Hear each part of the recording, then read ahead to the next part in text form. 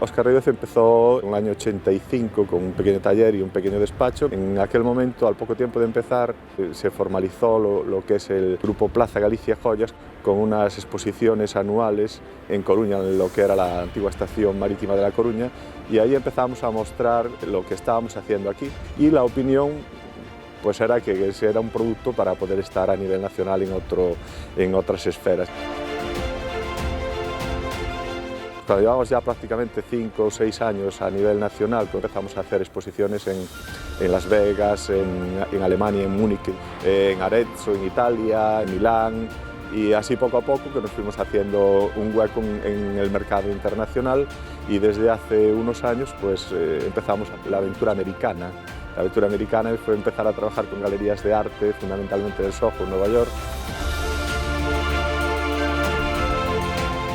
Galicia siempre dio muy buenos creadores y muy buenos hacedores. Y lo que estamos haciendo, lo estamos haciendo por la ubicación. Cuando estamos por ahí y dicen, ¿de dónde sois? ¿Cómo aparecéis aquí? ¿Dónde estáis? Yo siempre, orgulloso de mi pueblo, digo que estamos en Viveiro y desde allí hacemos joyería para todo el mundo.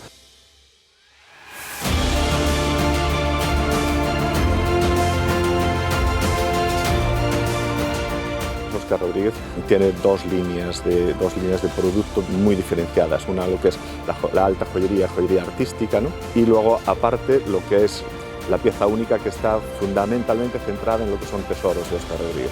Tanto tesoros del mar como tesoros de la tierra, que son colecciones que fundamentalmente la base son o piedras preciosas naturales o bien conchas de mar.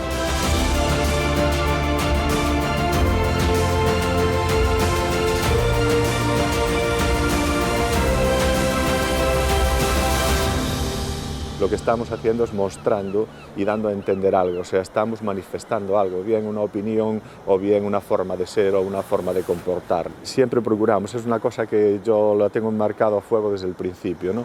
Y es hacer arte con procesos artesanales.